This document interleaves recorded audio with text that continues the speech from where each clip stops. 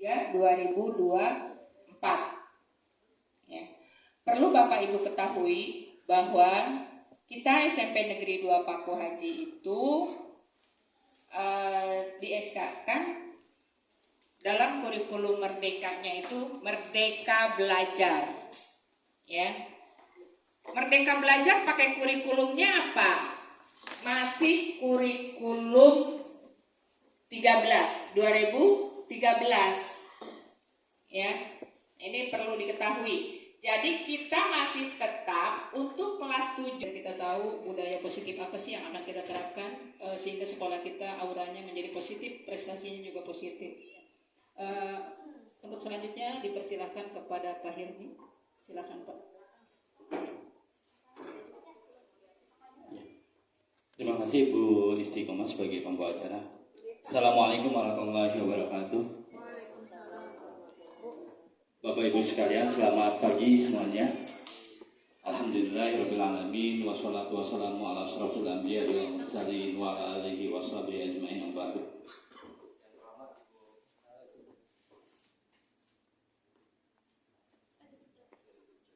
Kepala sekolah serta teman-teman, Bapak Ibu Dewan Guru yang saya hormati, terima kasih atas kesediaannya untuk dapat hadir undangan saya dalam rangka kegiatan implementasi penerapan budaya positif di SMP Negeri 2 Paku Haji.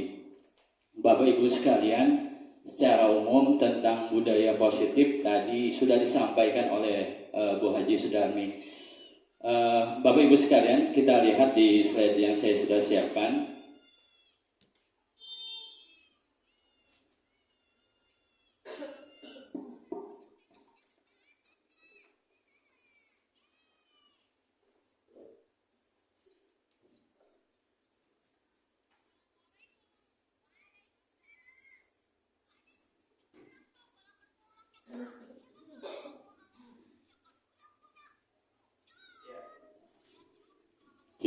Ya, Bapak Ibu sekalian, coba kita perhatikan, saya punya ada beberapa gambar persepsi. Kita pernah nggak lihat kayak gini? Ketika kita pulang sekolah, bel belum dibunyikan, kemudian anak-anak sudah kumpul semua di depan. Pernah lihat kayak gini?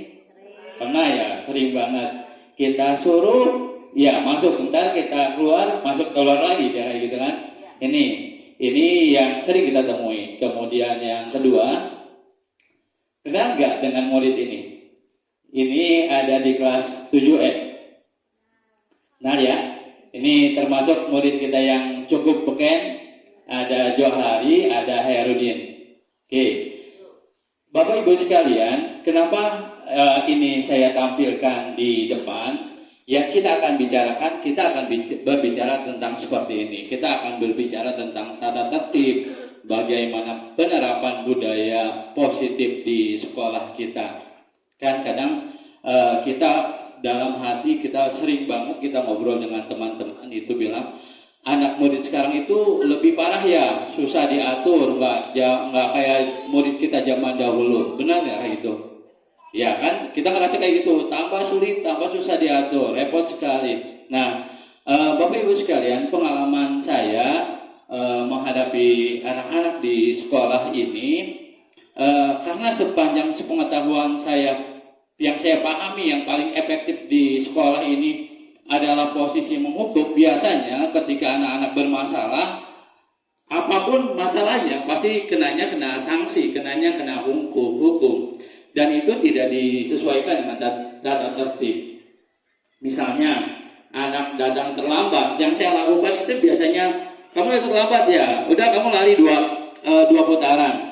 Atau anak yang misalnya mereka bermasalah di kelas atau tidak mengerjakan tugas, biasanya kamu tidak mengerjakan tugas, sudah kamu push up 5 kali, 10 kali. Benar gak kayak gitu? Atau cuma saya aja sih, saya merasakan ini saya gitu, ini saya berbagi saja Bapak Ibu sekalian. Bahkan saya pikir ketika saya melakukan hukuman terhadap anak-anak pada saat itu nggak enak juga, khawatir kita. Misalnya pernah kejadian ketika upacara anak tidak tertib itu satu kelas, satu jenjang, maksudnya kelas 8 push up semuanya. Padahal yang tidak tertibnya hanya 5-10 orang saja. Tapi anaknya semuanya push up.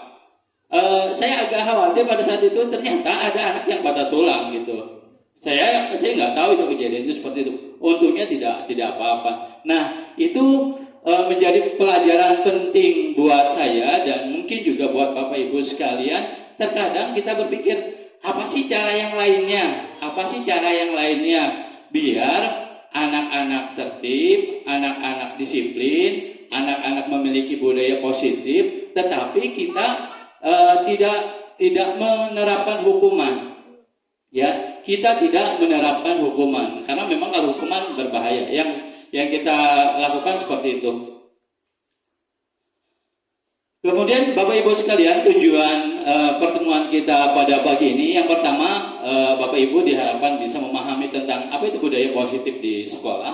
Kemudian yang kedua, Bapak Ibu bisa mengetahui materi yang perlu dikuasai untuk menerapkan budaya positif. Jadi ada beberapa materi nanti Bapak Ibu nanti bisa di-share materi oleh saya. Kemudian yang ketiga, Bapak Ibu dapat menerapkan segitiga restitusi dalam penyelesaian permasalahan. Jadi nanti poinnya setelah kita belajar ini nanti kita dapat menyelesaikan tentang permasalahan-permasalahan dengan menggunakan pendekatan segitiga restitusi. Jadi kita tidak menggunakan sanksi lagi, tidak menggunakan hukuman fisik lagi, tetapi kita nanti menggunakan segitiga restitusi. Seperti apa nanti penerapannya?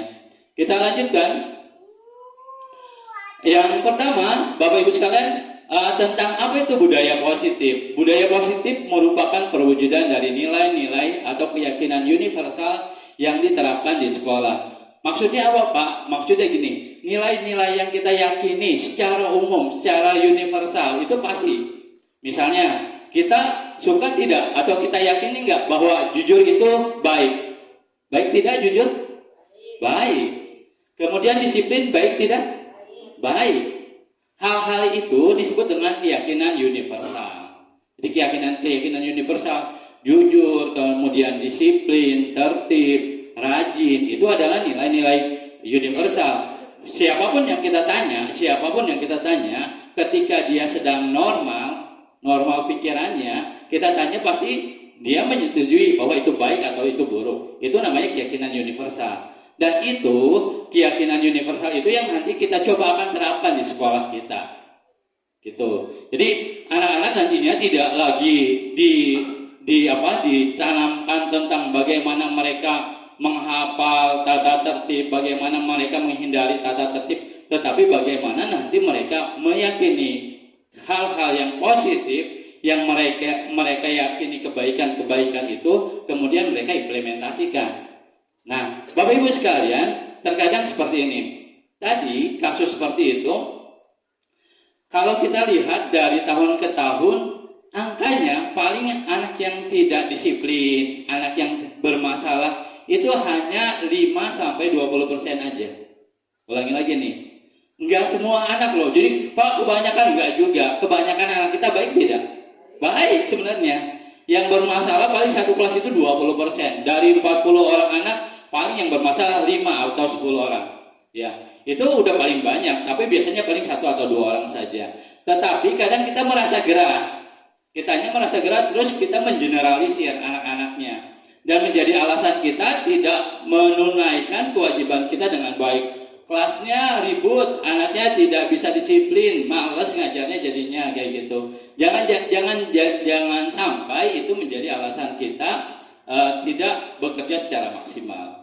Ya, jadi yang 5%, yang 10% ini kita selesaikan dengan bagaimana penerapan budaya positif di anak-anak.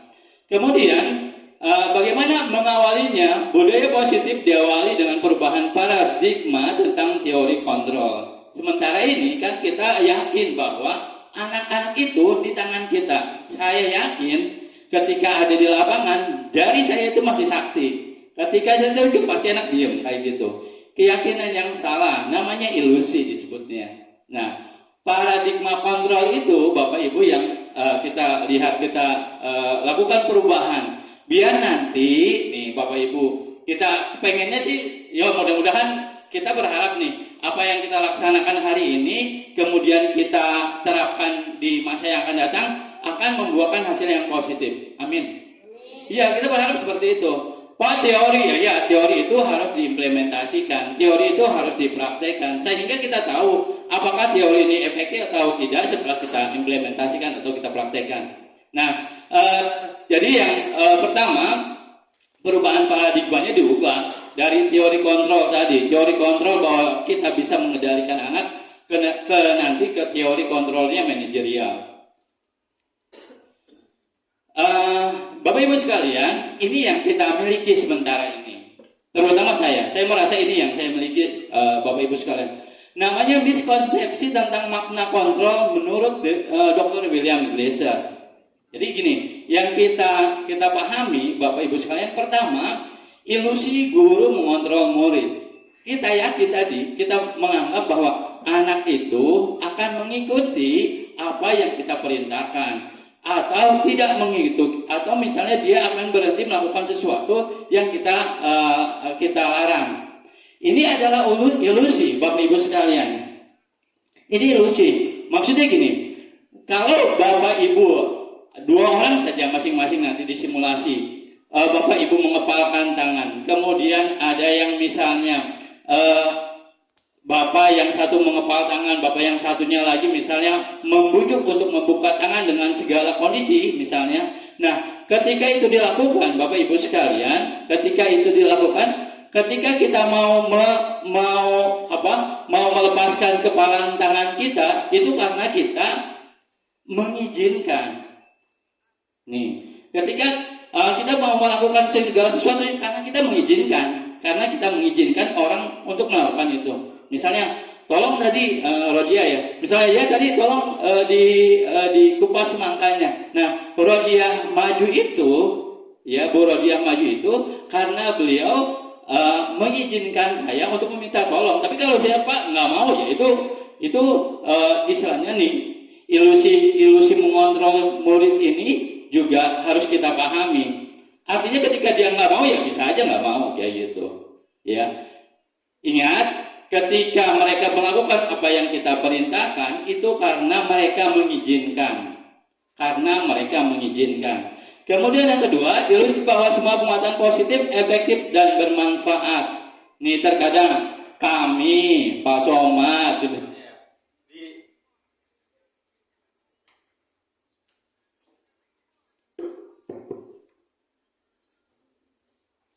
misalnya pada saat pembiasaan itu selalu pada saat upacara kita kan selalu hal-hal positif yang kita support tuh. Anak-anak kalian disiplin, pagi datang, kemudian berpakaian rapi, sudah wudhu masuk ke lapangan. Betul nggak Pak Samad ya? Kayak gitu kan tiap hari. Jadi tiap saat ketika itu kita lakukan, ya. Saat ketika itu kita lakukan, kita berharap anak ada perubahan.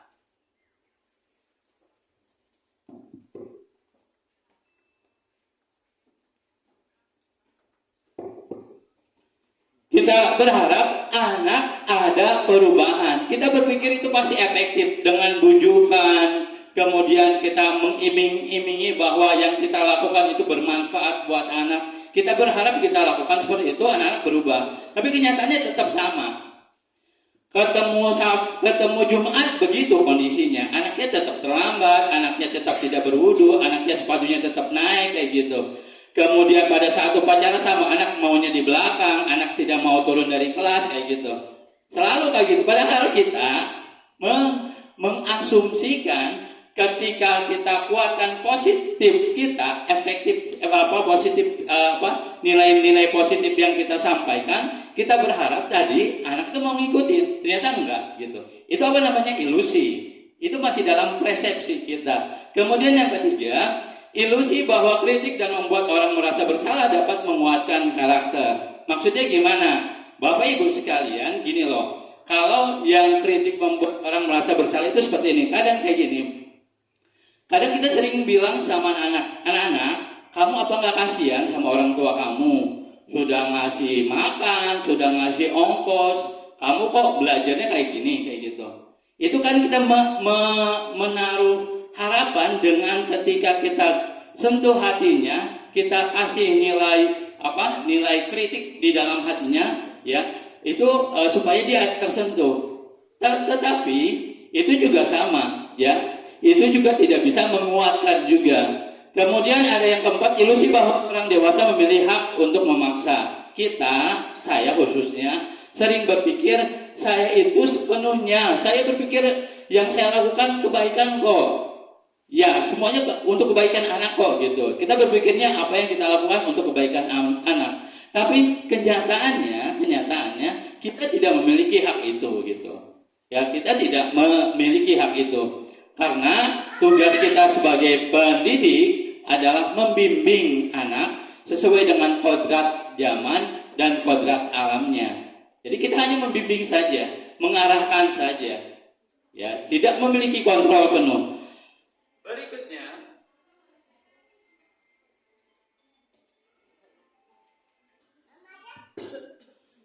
lalu apa saja materi yang mesti kita pelajari kalau misalnya kita mau belajar penerapan budaya positif di sekolah?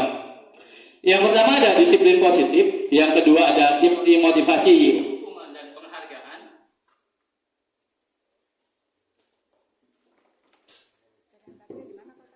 Iya, teori motivasi hukuman dan penghargaan, kemudian ada keyakinan kelas, kebutuhan dasar manusia, 5 posisi kontrol dan segitiga restitusi.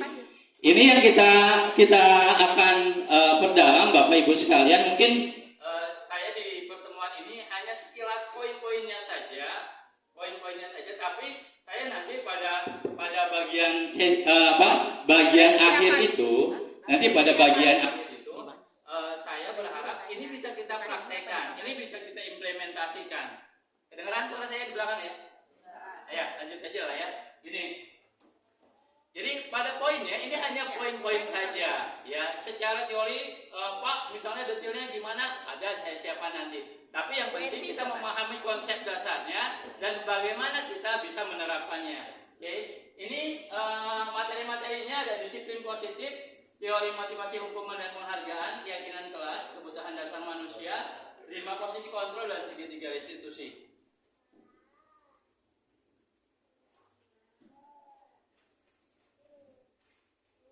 Oke, Bapak Ibu sekalian, yang pertama namanya konsep disiplin positif. Ini yang kita akan ubah, paradigmanya kita akan ubah.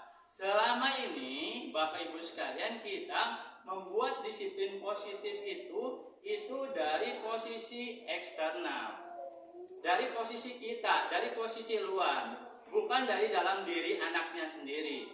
Kenapa? Karena apapun yang kita lakukan, Bapak Ibu sekalian, menurut William Blaser ini mengatakan bahwa menyatakan setiap perubahan memiliki suatu tujuan. Pasti apa yang dilakukan oleh anak, apapun yang kita lakukan pasti melakukan ada tujuannya.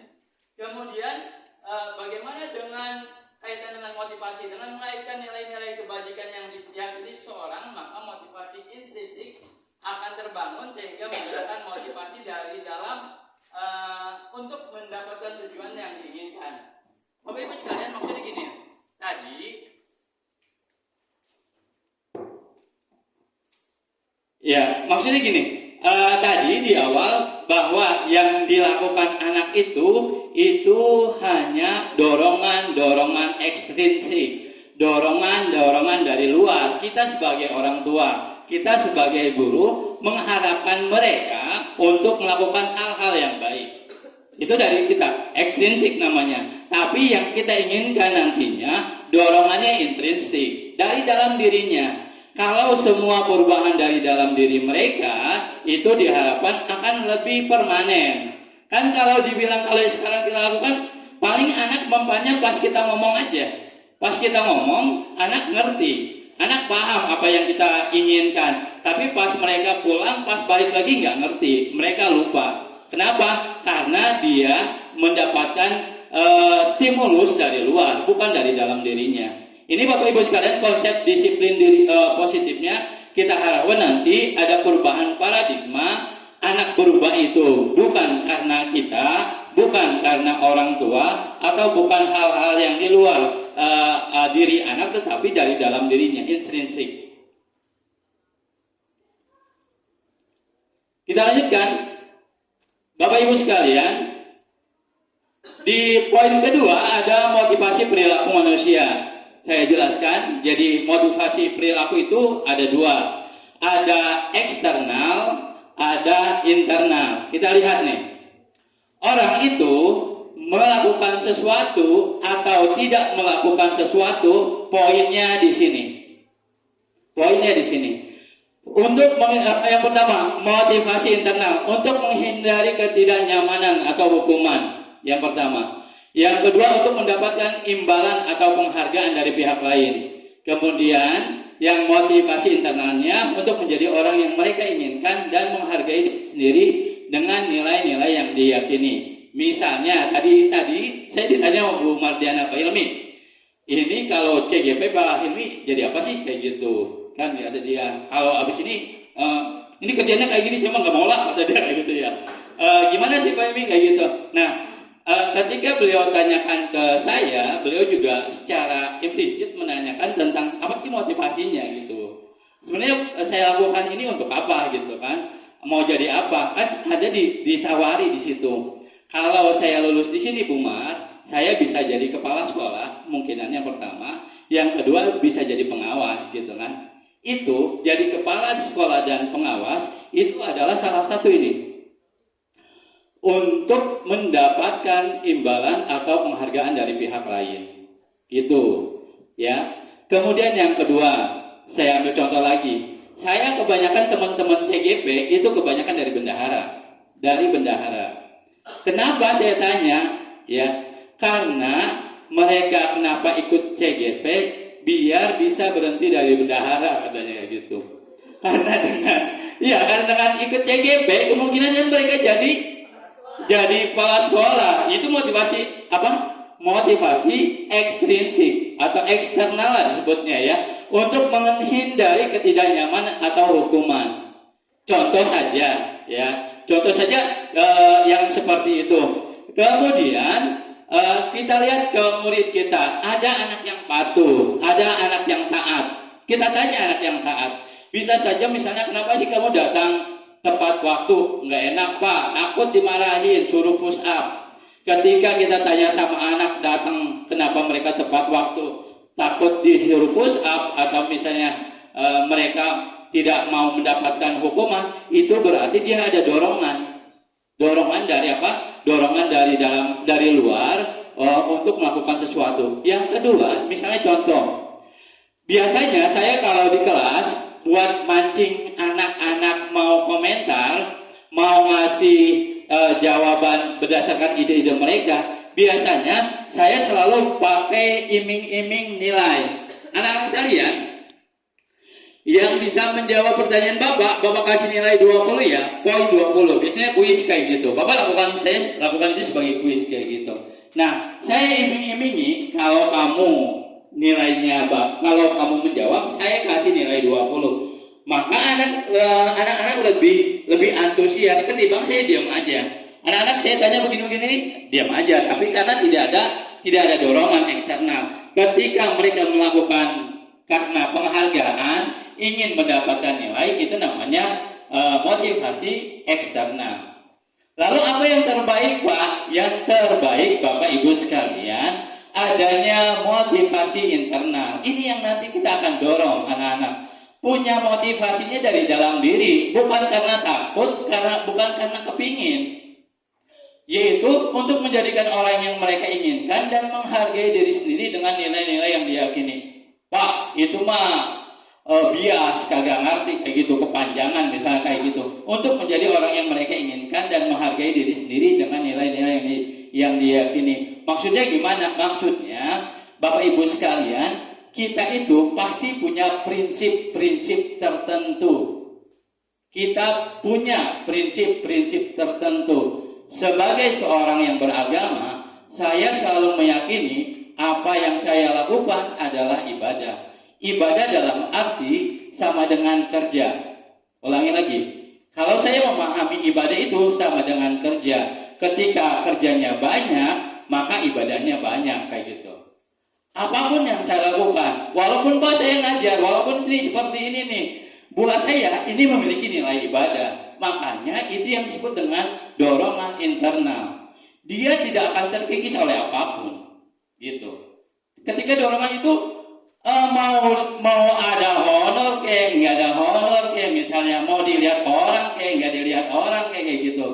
Keistiqomahan kita itu karena adanya dorongan internal, gitu. Jadi nantinya kita berharap kita bisa mampu memberikan motivasi, bisa memberikan pengajaran sama anak tentang bagaimana pembelajaran, tentang bagaimana mereka memiliki motivasi internal. Untuk apa nih? Untuk menjadi orang yang mereka inginkan. Contoh misalnya, anak-anak kita, kenapa mereka harus baik, harus tertib? Karena misalnya anak itu, Pak, saya ingin berhasil di masa yang akan datang. Ketika mereka, Pak, saya ingin sukses di masa yang akan datang. Kata berhasil, kata sukses itu menjadi motivasi internal. Dorongan itu yang seharusnya tumbuh dari anak. Sehingga dia tidak lagi dikontrol sama kita. Kita tidak selalu menjudge anak gimana-gimana, kita tidak terlalu mendoktrin anak gimana-gimana. Tapi kalau dorongan itu dalam dirinya, maka segala sesuatunya akan lebih baik. Kemarin di awal saya sudah sampaikan, ketika ketemu anak, apa tujuan mereka datang ke sekolah? Mereka bilang, Pak, mau belajar. Benar gitu. Tapi sebenarnya itu adalah bentuk investasi. Saya di sini ikut CGP adalah bentuk investasi. Maksud saya ingin meningkatkan nilai diri saya. Ketika misalnya ikut CGP, kemudian nilainya bagus, kalau macam, bentuk investasi saya untuk meningkatkan diri saya, kualitas diri saya. Itu bisa jadi nilai apa, Pak? Nilai internal. Ya, Bapak Ibu sekalian ya. Mungkin penjelasannya kesana kemari, tapi poinnya seperti itu. Ya, jadi ada motivasi itu ada dua, eksternal dan internal. Kalau dia menghindari tidak nyaman, kemudian mengharapkan sesuatu dari orang lain, itu eksternal. Tapi untuk dirinya sendiri, untuk kebaikan dirinya sendiri, untuk keyakinan dirinya sendiri, itu internal. Lalu apa yang terbaik? Yang terbaik adalah motivasi internal.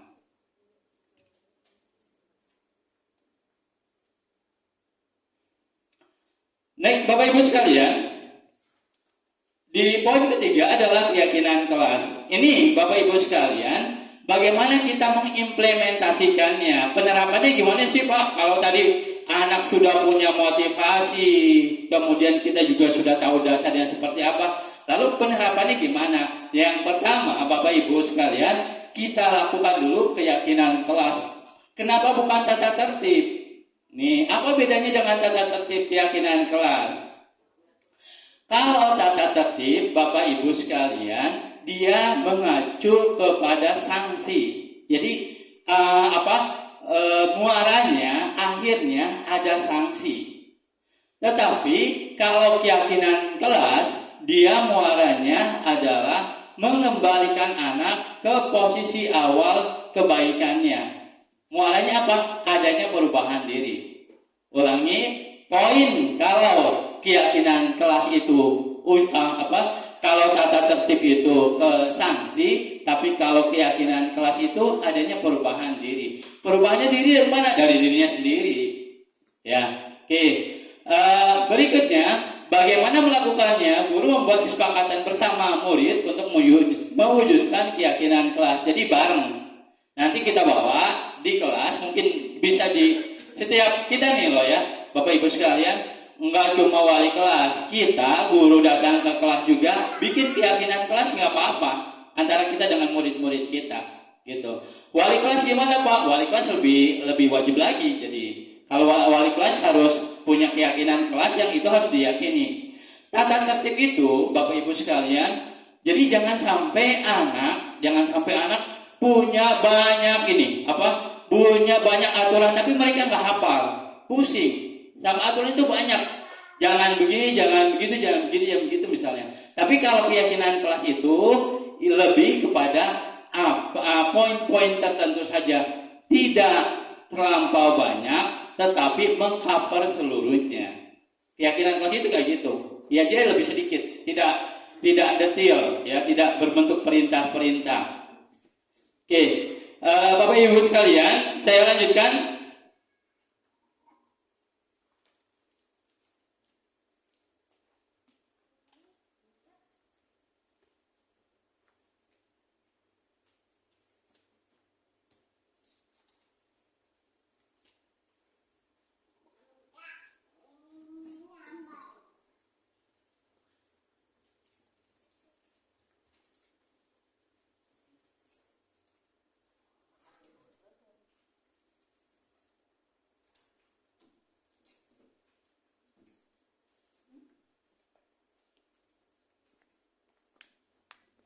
Seharusnya ketika saya klik linknya, dia muncul tahapan-tahapan bagaimana cara merubah tata tertib ke keyakinan kelas. Saya close dulu sebentar. Tahapan pembuatan keyakinan kelas itu pertama ada tata tertib.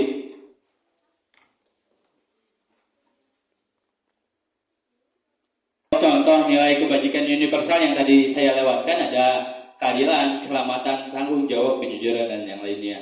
Kemudian, tahapan bagaimana cara merubah kebajikan kelas, merubah tata tertib menjadi kebajikan kelas, atau menjadi keyakinan kelas.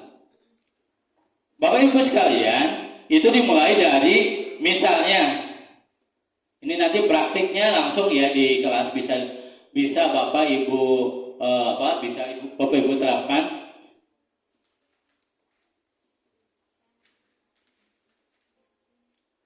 Misalnya Bapak Ibu sekalian, ada tata tertib 1 yang kemarin saya share ke Pak Somad.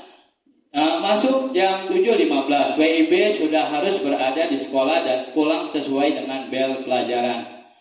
Untuk merubah ini, Bapak Ibu sekalian, kata-kata negatif, jangan, dilarang, harus, itu sudah harus dihindari oleh kita.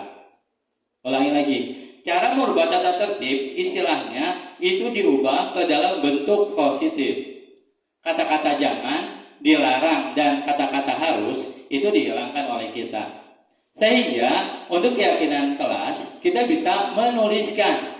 Contoh misalnya, siswa datang jam 7.15, kayak gitu. Atau misalnya siswa datang dan pulang sesuai nggak spesifik. Berarti siswa datang dan pulang sesuai dengan jam pulang misalnya. Siswa datang jam 7.15. Oke, ulangi lagi. Keyakinan kelas ini merubah kata-kata tadi, merubah kata-kata negatif menjadi kata-kata positif. Salah satu bentuknya seperti itu, ya. Salah satu bentuknya seperti itu. Dipersingkat saja. Kemudian, misalnya di sini saya rubah.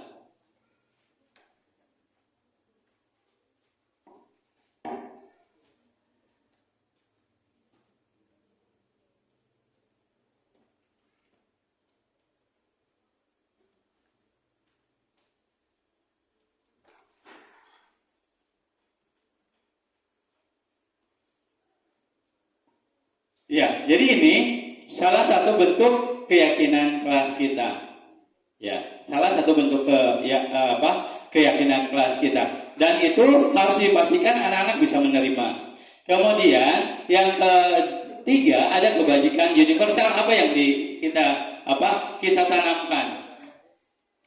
Kebajikan universal yang kita tanamkan, misalnya di sini kita karena datang tepat waktu berarti kita menghargai orang lain. Bisa di situ poinnya.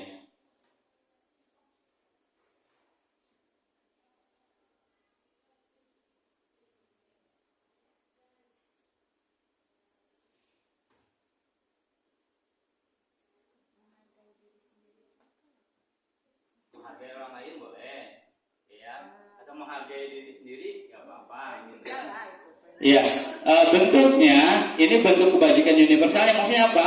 Ketika kita datang tepat waktu, maka hak-hak orang lain dapat kita penuhi. Pelajaran akan segera kita mulai kayak gitu. Itu salah satu bentuk dari nilai universalnya. Jadi nilai universal yang bisa kita bisa kita terapkan.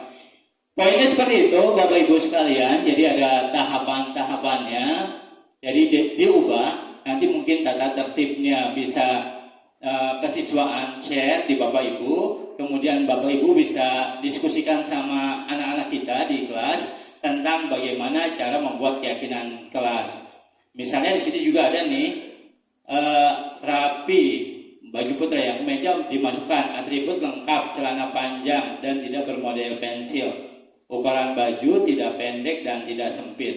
Ini bentuk deskripsinya terlampau panjang. Kita bisa mengubahnya menjadi keyakinan menggunakan seragam yang baik.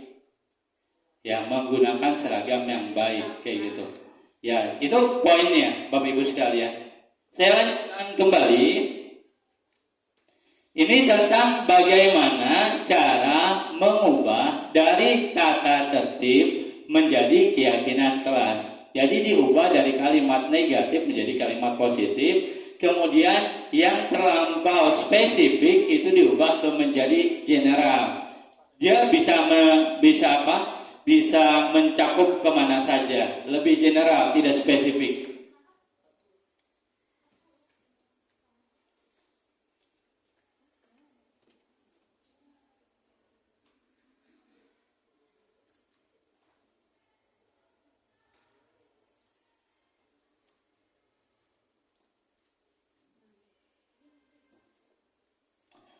Bapak Ibu sekalian, ini ada 5 kebutuhan dasar manusia.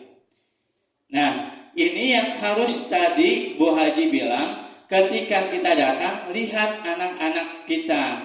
Ketika kita ngajar, lihat anak-anak kita. Nih, prinsipnya, ketika seseorang yang tidak bisa mendapatkan kebutuhannya dengan cara positif, ya, ketika mereka tidak mendapatkan kebutuhan dengan cara positif, mereka bisa melanggar peraturan atau melakukan hal-hal yang tidak sesuai dengan nilai-nilai kebajikan. Itu karena apa? Karena nilainya, karena kebutuhannya tidak dipenuhi. Apa 5 kebutuhan dasar manusia? Pertama, bertahan hidup. Anak ketika kita datang, terkadang jangankan mau menyimak kita, melek aja susah. Kenapa? Karena kebutuhan hidup dasarnya mereka tidak terpenuhi. Ketika mereka tidur malam, kemudian mereka ngantuk, kebutuhan dasarnya apa? Tidur kan? Gitu. Dia harus tidur, tapi karena dia tidak kebutuhan dasarnya tidak terpenuhi, maka dia melakukan hal yang tadi, melanggar gitu. Yang lainnya misalnya ada anak kasih sayang dan rasa diterima. Ada yang overacting misalnya, ada yang mencari perhatian. Ya, bisa saja ketika di rumah anak tersebut tidak kurang kasih sayang atau kurang perhatian, maka dia mencari perhatian di kita. Pak, boleh tidak? Ya boleh saja sebenarnya, tetapi kita harus mengarahkan bentuk perhatian kita menjadi bentuk perhatian yang positif, tidak menjadi candu buat mereka. Jadi tidak mengulangi lagi buat mereka. Kayak untuk bertahan hidup, ketika misalnya anak ngantuk, anak bergadang segala macam, ketika kebutuhan dasar yang buat tidur, ya mungkin untuk pertama, keduanya kita bisa memaklumi kesananya, kita bisa mencari solusi bagaimana memenuhi kebutuhan mereka, memecahkan masalah mereka.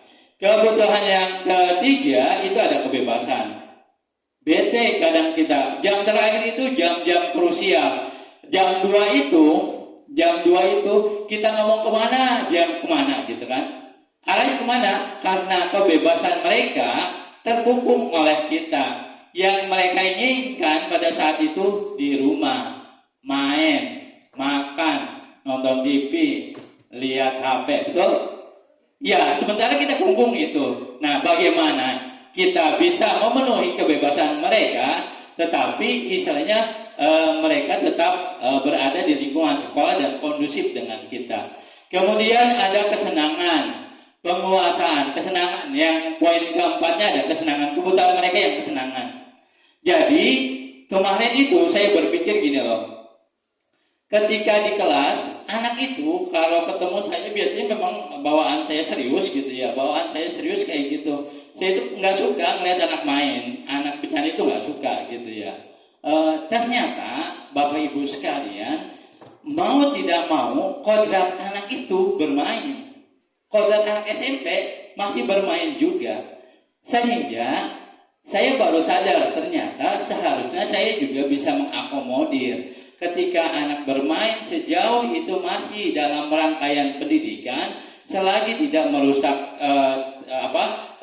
skenario yang kita buat tidak jadi masalah sebenarnya gitu ya. Kemudian penguasaan, ini ada kebutuhan dasar manusia itu pasti ingin menguasai, pasti itu ingin menguasai, kebutuhan dasar manusia itu ingin penguasaan. Nah, bagaimana penguasaannya menjadi positif itu nanti kita arahkan di kelas. Bapak Ibu sekalian, ini masih satu lagi ya, ini kelima, nanti kadang terakhir lah ya. Posisi kontrol yang dapat diambil seorang guru ketika menghadapi murid yang bermasalah. Bapak Ibu nih penting nih ya. Jadi yang biasa kita lakukan, yang pertama biasanya kita mengambil posisi kontrol sebagai penghukum. Maksudnya kayak tadi saya datang terlambat, hukum. Tidak bisa mengerjakan tugas, hukum. Tidak mengerjakan PR, dihukum. Itu posisi kita sebagai penghukum. Yang kedua sebagai teman. Ada beberapa ibu guru ya di sini atau bapak ibu guru itu sama muridnya kayak temennya, nyaman gitu dia. Diajak ngobrol, kemudian bisa diajak ke mana kemari, bisa diarahkan ide-idenya oleh bapak ibu gurunya. Ada juga memposisikan murid sebagai teman. Kemudian ada yang membuat orang merasa bersalah. Seperti tadi, kadang kita suaranya mah lembut, halus, tapi menyakiti. Karena apa? Karena kita berharap kata-kata kita sampai ke hati. Dan kata-kata yang sampai di hati itu bisa merubah perilaku dia. Kadang seperti itu membuat orang merasa bersalah. Tadi kayak saya ambil contoh, kamu gak kasihan sama ibu, sama bapak nih, sudah capek-capek ngajarin kamunya kayak gitu. Itu berarti kita mengambil posisi kontrol sebagai pembuat merasa bermasalah. Yang keempat, Bapak Ibu sekalian sebagai pemantau. Ini biasanya diambilnya biasanya diambil oleh kita yang punya karakteristik tangannya pengen bersih. Jadi gini, urusan anak bermasalah, urusan anak berantem segala macam serahin Pak Somad, serahin Bu Meli. Yang penting dia pegang tulisan aja. Oh ini dia di checklist anak bermasalah misal kayak gitu. Masalahnya ini posisi kita sebagai pemantau. Ya, kita hanya memantau saja pelanggaran anak. Yang kita pegang cuma checklist saja. Ada yang kayak gitu, ya. Dan Bapak Ibu sekalian, yang nantinya kita harapkan Bapak Ibu mengambil posisi kontrol yang terakhir. Namanya posisi kontrol manajer. Jadi di posisi kontrol manajer ini kita nanti intinya menyadarkan anak mereka sadar, mereka tahu kesalahannya apa, kemudian mereka tahu bagaimana cara memperbaikinya, dan kita tidak menjudge anak tersebut atau tidak melakukan justifikasi terhadap anak tersebut. Itu ya, jadi yang diharapkan kita semua pengennya jadi manajer. Jadi anak yang bermasalah kita selesaikan dengan cara posisi kontrol kita sebagai manajer.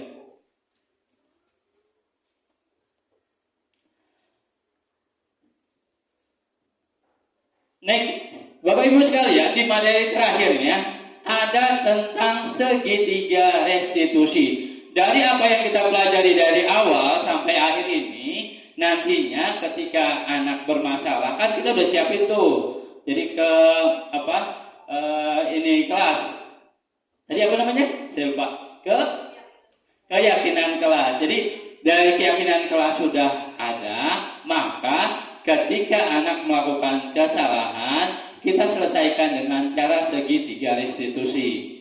Bagaimana penerapannya? Apa sih yang dimaksud dengan segitiga restitusi? Arti restitusi sendiri adalah mengganti. Jadi mengganti anak dari merasa bersalah menjadi mereka tahu bagaimana cara menyelesaikan masalah mereka. Kemudian berikutnya, di segitiga restitusi ini adalah proses menciptakan kondisi bagi murid untuk memperbaiki kesalahan mereka sehingga mereka bisa kembali pada kelompok mereka dengan karakter yang lebih kuat. Diharapkan setelah mereka belajar, setelah mereka kita lakukan treatment restitusi, mereka paham, tahu salahnya gimana, besoknya tidak mengulangi lagi. Pak, gimana kalau besoknya mengulangi lagi? Ulang ini. Pak, kan gini aja, misalnya kita pakai hukuman saja, besoknya anak melanggar lagi, benar nggak? Benar, jadi melanggar lagi, dia lagi. Gimana caranya kalau misalnya ini? Apakah dengan cara segitiga restitusi ini efektif? Langsung selesai masalah? Tidak, Bapak Ibu sekalian. Segitiga restitusi, dia nanti ketika anak bermasalah, kemudian ketemu penyelesaiannya, maka ketika dia ada masalah yang sama, kita lakukan lagi segitiga restitusi lagi. Pak, sama enggak? Ya pasti beda nantinya. Kalau kemarin dia tipsnya melakukan sesuatu tidak efektif, kita berharap ketika kita lakukan segitiga restitusi yang kedua ini, tipsnya atau cara yang dilakukannya jadi efektif, sehingga itu jadi perubahan gitu. Jadi lakukan sampai mereka bisa kembali ke lingkungan dengan karakter yang dikuatkan. Jadi di segitiga restitusi itu ada 3 tahapan. Yang pertama, menstabilkan identitas. Tahapannya gitu. Menstabilkan identitas. Kemudian yang kedua, validasi tindakan yang salah. Yang ketiga, menanyakan keyakinan. Keyakinan universal tadi itu. Jadi yang kita tanyakan, keyakinan universal apa yang mereka langgar. Ulangi, tahapan segitiga restitusi. Yang pertama, menstabilkan identitas, validasi tindakan yang salah, kemudian menanyakan keyakinan. Kalau menstabilkan identitas gimana? Biasanya yang kita lakukan, apa yang mereka lakukan? Ya, yang kita kita menanyakan pada mereka apa sih yang mereka lakukan, gitu. Ya. Kemudian misalnya saya punya kasus nih.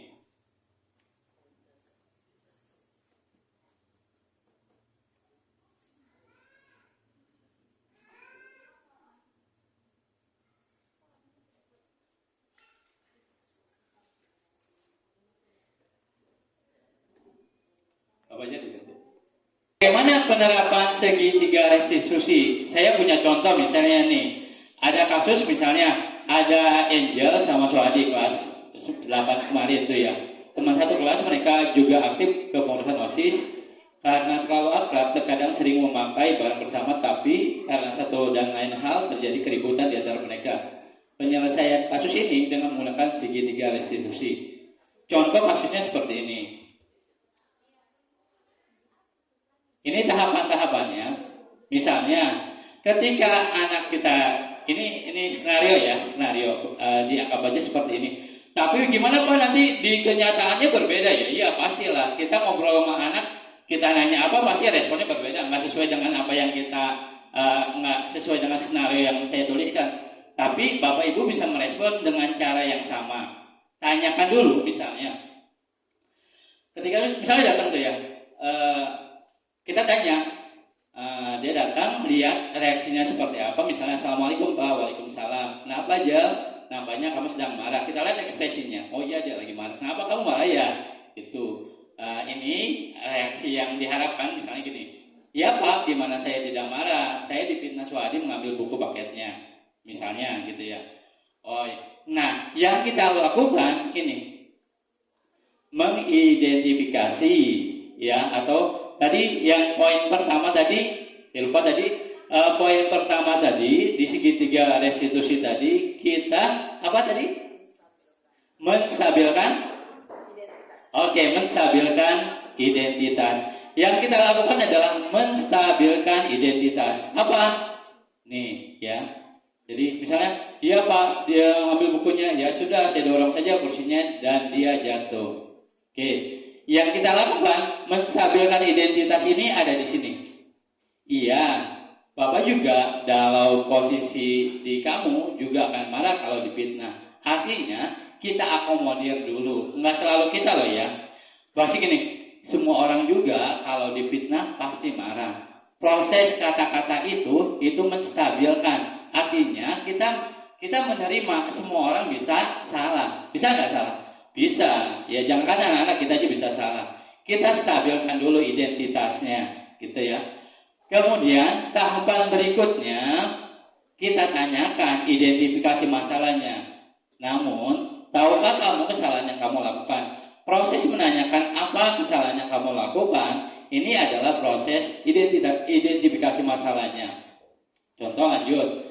Iya Pak, saya mendorongnya sampai jatuh dari kursi. Nah, di tahapan ini kita tanya, kira-kira nilai kebajikan universal apa yang kamu langgar? Jadi kita kembalikan tadi. Jadi karena tadi di awal kita sudah sampaikan ke anak, nih kebajikan universalnya ini, ya kita bisa tanyakan, Pak, nanya dia jawabnya yang lain nggak apa-apa. Yang penting dia tahu ini yang Pak bahaya gitu ya. Bisa aja bahaya itu adalah salah satu bentuk dari kebajikan universal yang menggunakan kata-kata dia. Kan sebenarnya keselamatan kan, tapi karena dia tidak bisa memilih kata yang tepat, dia pilih bahaya ya apa-apa kita terima saja ya. Oke, kita lanjutkan.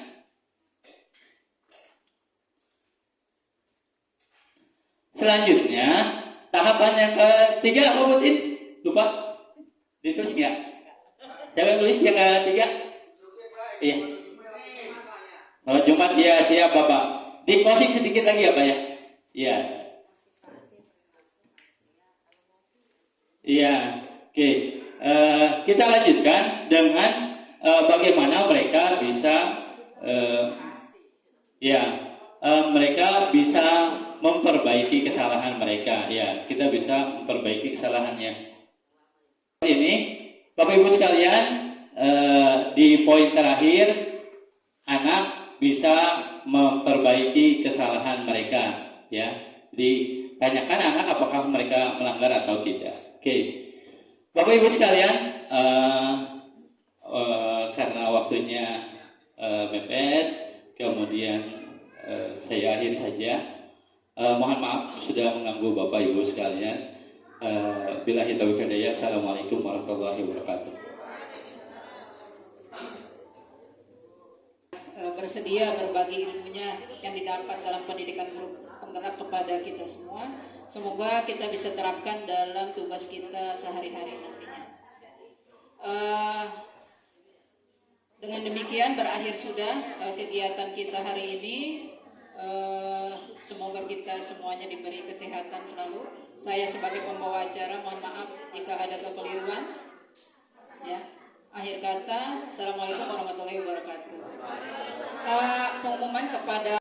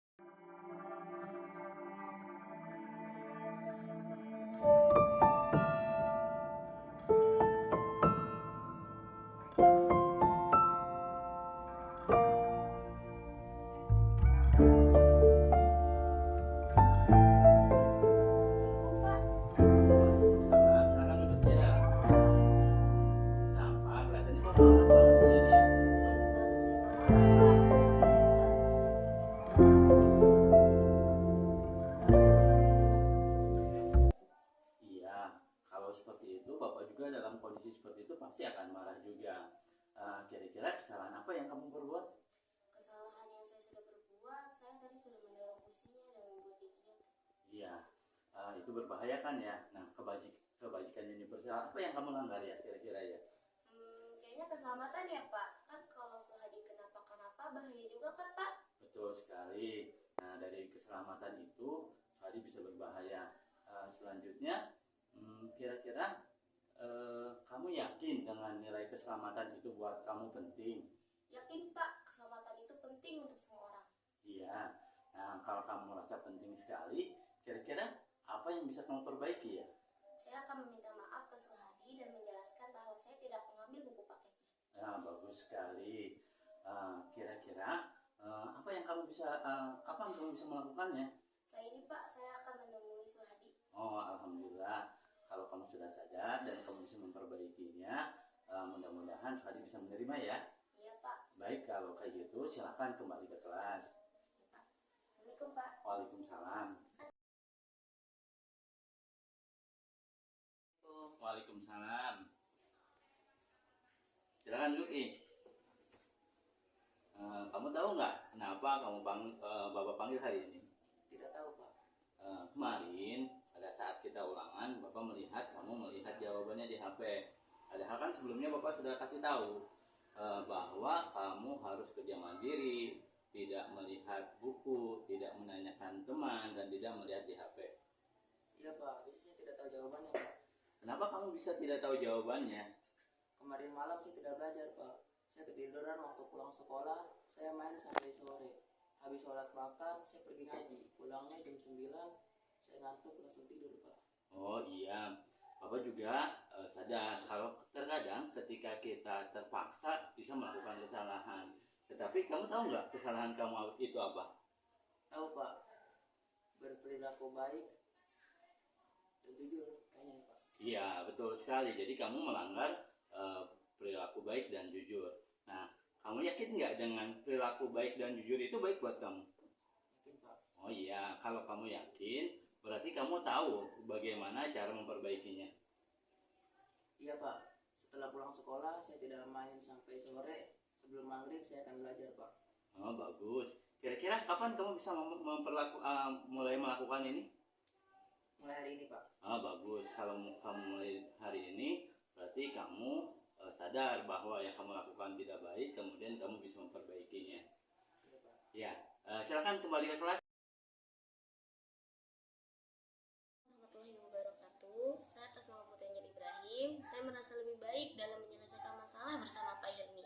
Dan melalui restitusi, saya dapat memahami penyelesaian dalam masalah dan memperbaikinya. Terima kasih. Mas Sapi senang menyelesaikan masalah bersama Pak Hilmi dengan restitusi karena tahu kesalahan saya dan tahu